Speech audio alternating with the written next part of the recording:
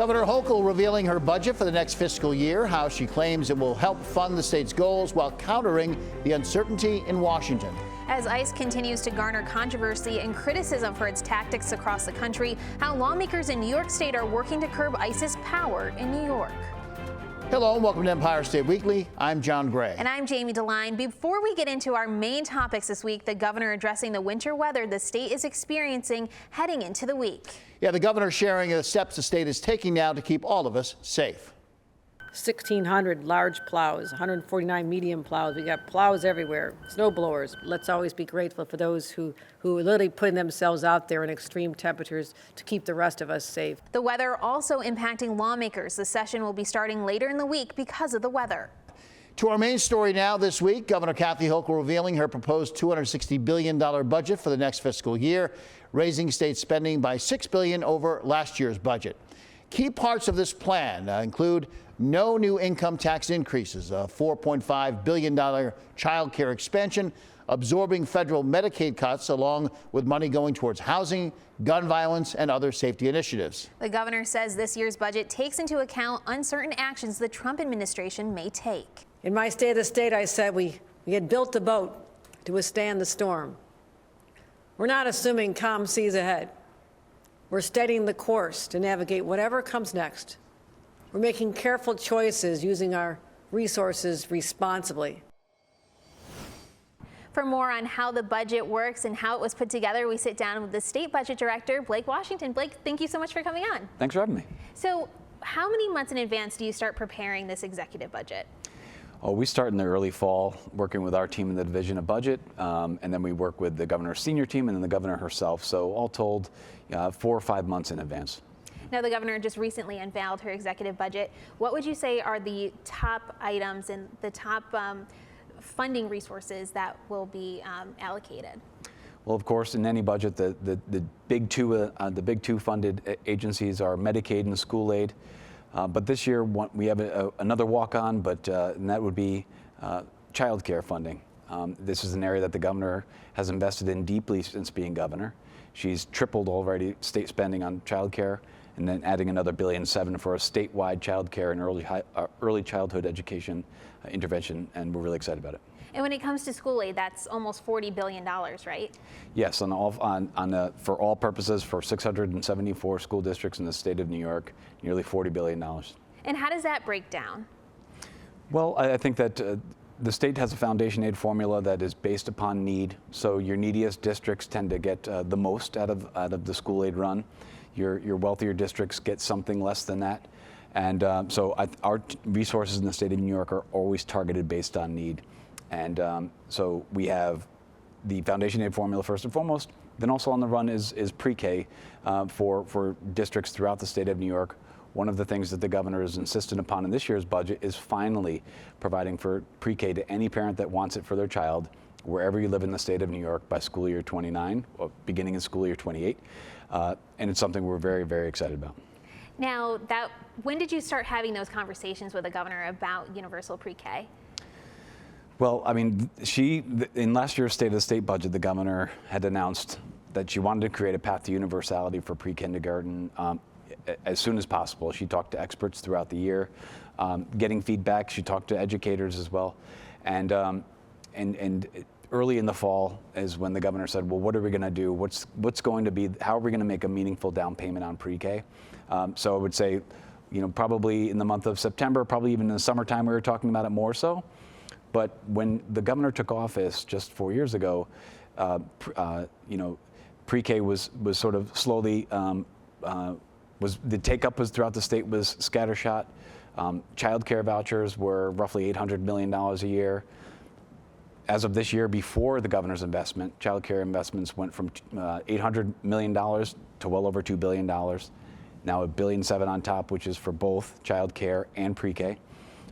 Pre-K, the investment in this year's budget is $500 million on a school year basis. And these are the things that, when we're talking about affordability and what parents are demanding out of government, this is a direct intervention by the governor of the state of New York to make things a little bit easier on families wherever they may be. Now, this is a $260 billion state budget. What do you say to some people who say that's too much money How do you figure out the numbers and balance that? Well, listen, I mean, it is a very, very large sum of money. It's hard to comprehend in sometimes, and about half of, or about 100 billion of it, 90-something billion of it is from the federal government, thanks to their participation, thanks to their help. But to the people that say we spend too much, I just, I would ask, like, what are the things that you rely upon that you'd be willing to give up? And that's a harder discussion to have with anybody.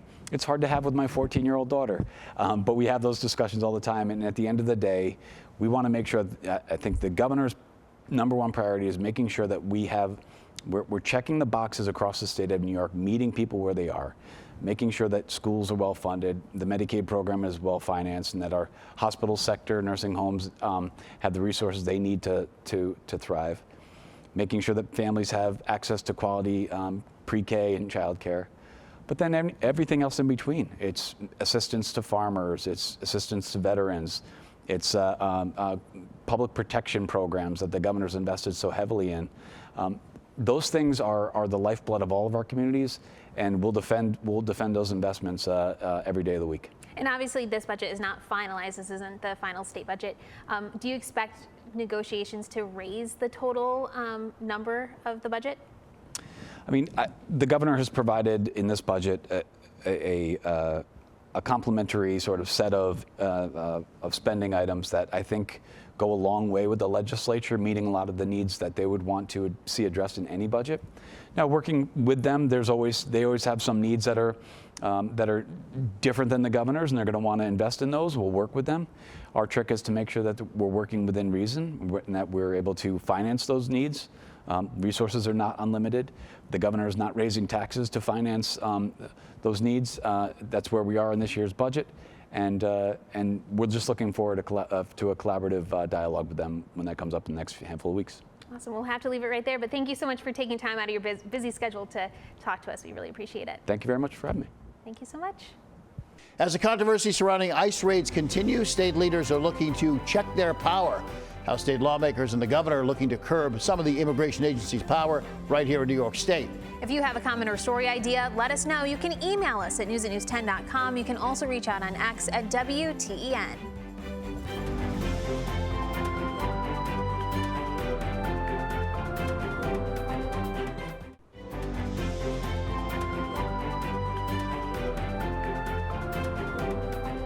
Welcome back to Empire State Weekly. As tensions are continuing now over ICE agents in communities, New York lawmakers, even the governor, are beginning to push back now on what they consider ICE's unconstitutional power grab. In the State of the State, Governor Hochul had announced that New York will not allow ICE to use state resources to assist in immigration raids on those who haven't committed crimes. She also says she will allow New Yorkers to sue ICE agents and hold them accountable in court if they act outside of their scope of duties. Now, the push by Governor Hochul coming after lawmakers proposed new laws to limit immigration authority power. Two such laws, the MELT and the New York for All Act, would ban plainclothes ICE agents from being assisted by state law enforcement and also ban them from wearing a mask. For more now on what the state is doing in response to ICE operations here in New York and across the country, in reaction to all of it is Sienna Freeman-Tolbert, partner at Whiteman, Osterman and Hannah. Thanks for coming in again. Thanks for having me. You know, I was thinking this morning, and I'll say this to Jamie too, we had you here like a couple of years ago when the biggest story was that people were being bused from New York City up to upstate, and it was such a big deal of where they're going to stay and towns trying to stop. Boy, it really has ramped up a lot across the country and even locally, right? Exactly. What we're seeing now is we're seeing a lot of people being moved. What's happening right now in the last few weeks are we're seeing more families being moved, more children being picked up with their parents, and they're being detained and taken to Texas, where the family detention center is, and then being removed from the country. So we've been seeing that happening in the Albany area for the last few weeks. So, you know, you may notice in the classrooms, or people may say they don't see their friends anymore, because that's what we're seeing. They're picking up family members now, and we weren't seeing that before at the end of 2025, but now we're seeing more families being picked up. What kind of advice are you giving these families, you know, when they go through this process? So right now, what we have to do is we have to do the federal process first. Well, what that means is we have to go to the district courts. So I always explain to them that it's a multi-step process because everyone needs a habeas now filed on their behalf before we can even go to the immigration court to get them bonded out. So it's a multi-step process. It's very complicated, and we're just explaining to them the process so when they're detained, they know it may be long, but we can get them out eventually. And you know, the perception, it seems like the country is very divided on the issue, Sienna. The perception that was presented initially was that we're going to go after criminals certainly first. I'm guessing by the look in your face, these are not all criminals. These are some people maybe who are here illegally, which I know we can say whether that's a crime, not a crime. A law was broken to come in, even if it's civil law. But these are not people who are robbing banks and those kind of things. Exactly. What we're seeing, like I said, in the last few weeks, we're seeing people that have pending court cases in immigration court. We're seeing people that are going to the local USCIS office being picked up and have an interview to try to fix their immigration status. Those are the individuals that we are seeing being picked up now. And that's very hard because it's making them scared to go to immigration court. It's making them scared to go to our local office. Here in Albany, we have a local USCIS office where people go for citizenship. They go to apply for their green card. They go there to do all these different things. And our office here in the Albany area is one of the top offices that have ICE pickups at their location. So we're just concerned about de-incentivizing people to go and try and file their immigration applications and their benefits because everybody's scared right now. Is there anything that you think the state should be doing to step in and help? Well, I heard that as of recent, Governor Hochul has supported the ability for individuals to sue federal agents if they violate their constitutional rights. I think that's important, right? You want to make sure that even if immigration, ICE enforcement is doing an action, that they're within the realms of our constitutional rights and they're doing the right thing and they're doing it the way they're supposed to, like every other law enforcement agency here in New York. And so the fact that they'll be held liable is a good thing. I feel like this is setting up too, and I don't want to get into Minneapolis because that was its own huge thing. But what you're saying about where they're picking people up, and it feels like people are just going to panic and run the minute anybody tries to stop and talk to them, which that can sometimes lead to a worse outcome if somebody's running from law enforcement, whether they hurt themselves or somebody else. And see, and that's what you're talking about. You're talking about coming into communities, approaching people that have lived in these communities, then people get involved and want to protect their neighbor, and that's when things can get heightened. That's what we saw happen there. And that's what we just really want to bring that temperature down. And so we're hoping with Governor Hochul, backing up this ability to bring liability, that kind of reins in ICE, and so there's a better, more measured approach into encountering individuals. Is there anything else that you would like to see be done when it comes to this issue? I mean, right now, what we would like is we'd like more, conversations between the DHS and, what's happening. When are you going to detain someone? What are your reasons for detaining people? I think a lot of people don't understand the rhyme or the reason of why they're being detained. Why can't they go attend court? Why can't they stay outside of detention facilities while they're in court? They're doing the right things and they feel like they're being penalized for it. And I think there needs to be more conversation about what exactly are your priorities? Who are you looking to detain, and be very clear about it, because every other administration has done that. And so we know we can advise, hey, you have this prior driving under the influence. So we know you're going to be an immigration enforcement priority. There's a strong chance of you being detained. But right now, the priorities, we don't know what they are. And so anyone can be detained at any time. And that's very scary for individuals in this country. And last question, if somebody, let's say they crossed illegally and they'd say to you, yeah, I know it was wrong to come in that way, but we've been here 6 years and my wife does this and I do that, and we've got jobs and we put our kids in school. And can they get a fair shake right now in the court in terms of, will they look at that specific case and say, you know what, they did do this wrong, but everything else has been right, so let's leave them alone? Or are they still, in some cases, So see, that's the problem. We don't know what their priorities are because they can pick them up because they entered without inspection. So they say they're a priority for us. We don't know if they have a U.S. citizen wife. Right now, they're being picked up. If they have U.S. citizen children, right now, they're being picked up. And so that's the frustration. What are your priorities? Who are you looking for? So everyone can advise accordingly so that for example, if you meet these criteria, you're going to be picked up and you can kind of contain you're prepared. So if they approach you, My attorney already told me I'm a priority. Right now, they're picking up everybody, whether you're in court or you're out of court, and that's the problem. Usually, if you're in court, you would not be a priority. And so you would just make sure you report, you do everything they say, because you don't want to be detained. Now everyone's being detained, and that's the problem. And once they're detained, they don't want to be in these detention facilities, so they decide to leave the country and they don't pursue their cases. Sienna, thanks for coming in and taking No time for problem. us. Thank you All so right, I got a much. feeling we'll have you back Thanks for having me. pretty soon. All right, Jamie, you can read that. As the new year gets going, many lawmakers are looking to start 2026 on the right foot. We'll talk with Pix 11's Henry Rossoff on how the newest mayor of New York is hitting the ground running so far in the new year. By the way, if you got a comment or story idea, please tell us about it. Email us at news@news10.com. We're also on X at WTEN.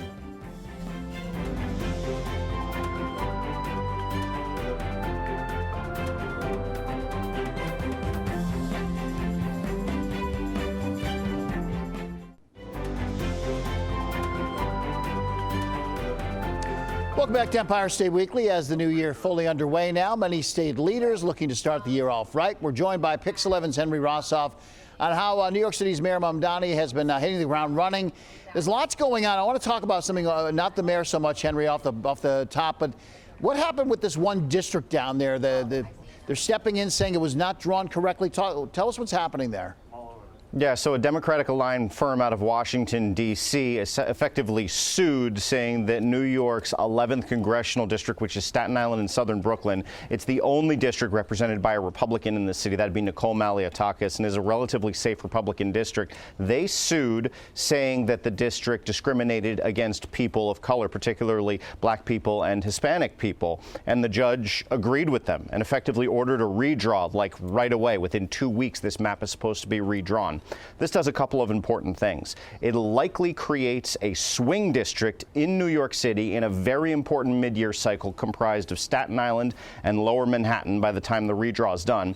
And then it creates another safe district because they'll have to redraw New York 10, which is neighboring in Brooklyn and Lower Manhattan, to get this done. There's this primary we've been keeping an eye on between sitting Congressman Dan Goldman and former New York City Comptroller Brad Lander, who almost ended up becoming mayor himself, you'll remember, from just less than a year ago. And now this may break that up because Goldman who lives in Lower Manhattan, may face Malliotakis on Staten Island in a highly impactful, very important race for the balance of power in Washington and for local politics. And Lander looks to be, cruising on his way to winning a Democratic primary in a safe Democratic seat and will be the newest congressman from New York City. That is, if this doesn't all get overturned on appeal, but big local and national implications here.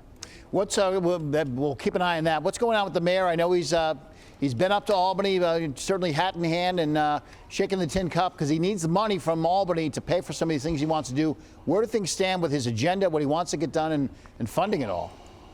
Yeah, well, the rubber's hitting the road here with the hard disagreements between the mayor and the governor. We saw them linking arms just less than 2 weeks ago, talking about funding universal child care, which was certainly sort of a big win for the mayor in a conversation that he drove, and the governor's casting that as a win as well. But then the governor rolled out her budget and did something that, frankly, she said she would do. She's holding the line on taxes. No millionaires tax, no corporate tax. And in general, Mayor Mamdani seems a little bit frustrated this budget isn't delivering enough help to the city, which is facing a roughly $2 billion with a B dollar budget deficit this year and a $10 billion deficit next year. He believes New York City needs more of a fair share out of the state budget and still wants a millionaire's tax and a corporate tax to go ahead and help both plug the holes and expand various programs he wants to do in the city. So there's an increasing number of friction, around city and state finances right now. And with New York City having a $2 billion hole, that's enough to pay for the Department of Transportation and the entire library system.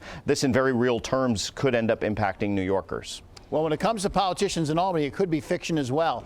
Last question. You never want to overpromise, but I've seen some things already popping up on social media. Hey, where's my free bus? Hey, where's my free daycare? The reality is those chickens are coming home to roost quickly, aren't they, for the mayor, that you can promise a lot of things, but he does need help. Yeah, I mean, those two promises in particular you mentioned are largely dependent on the state, and he's got some slow help on child care, which I think people I've spoken with are reasonably understanding. You're going to build, a system that's going to serve an additional 100,000 kids. That's going to take a moment. I think most people are reasonable about that, maybe a little frustrated because they want it, but reasonable. On the buses, he's getting no help from Albany at this point. I asked him point blank if he's just going to say, even though we've got a budget deficit, here's the money, Albany, get it done. Take city money and make the buses free. He says he doesn't want it to come to that, and he's still going to work on his lobbying effort. All right, Henry Rossoff, Pix 11 in the city. I hope you have a snow shovel. You might need it after the show airs on Sunday. We got 2. There you go. Thank you for joining us, Henry. If you got a comment or story idea or a snow shovel, let us know about it. You can email us at news@news10.com. We're also on X, formerly known as Twitter. Some of us still call it that, WTEN.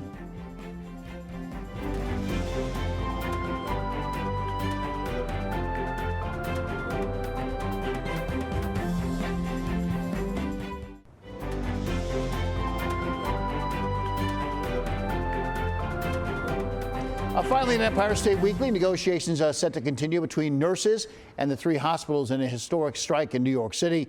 Roughly 15,000 nurses left in limbo. What is now the 14th day of this strike. The nurses' demands vary from hospital to hospital, but staffing issues are a top issue, with the union saying hospitals have given nurses unmanageable workloads. For now, from all of us here at Empire State Weekly, I'm John Gray. And I'm Jamie DeLine. We'll see you next week. Don't forget, you can watch this TV show all over New York State. Here's the full schedule of Empire State Weekly on 10 TV stations across the great state of New York.